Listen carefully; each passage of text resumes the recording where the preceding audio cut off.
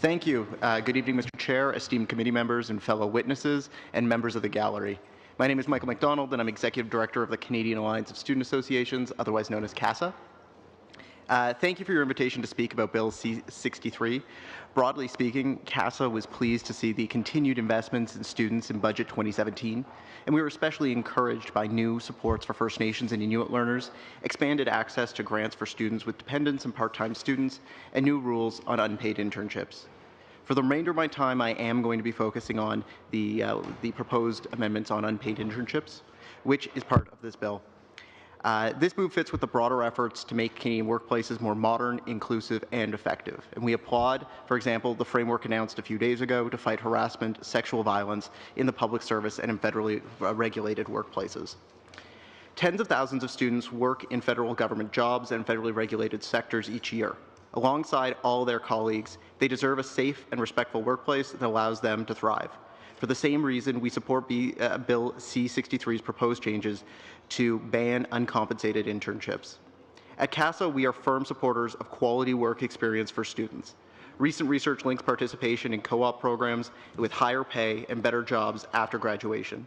Surveyed students who did co-ops as part of their studies give their overall post-secondary education experience better reviews than those who did not, and employers also speak highly of the skills and job readiness of co-op graduates. While we know that the quality of work experience pays off for students and employers, uncompensated experiences do not. An American study found that far more graduates who did unpaid internships did not land jobs compared to those who did do paid internships.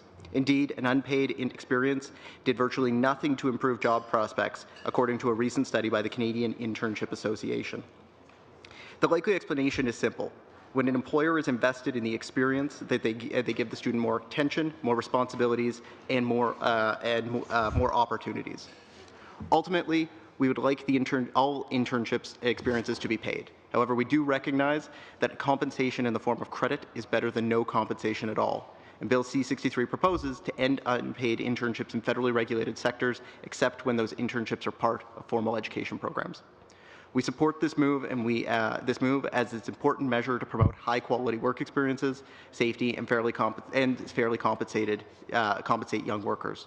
We recognize that, like paid internships, quality is generally also higher for work experiences that are built into formal post-secondary education programs, and we support the Budget 2017's promises to ensure that all interns, including those working for credit and formal programs, receive labor standard protections.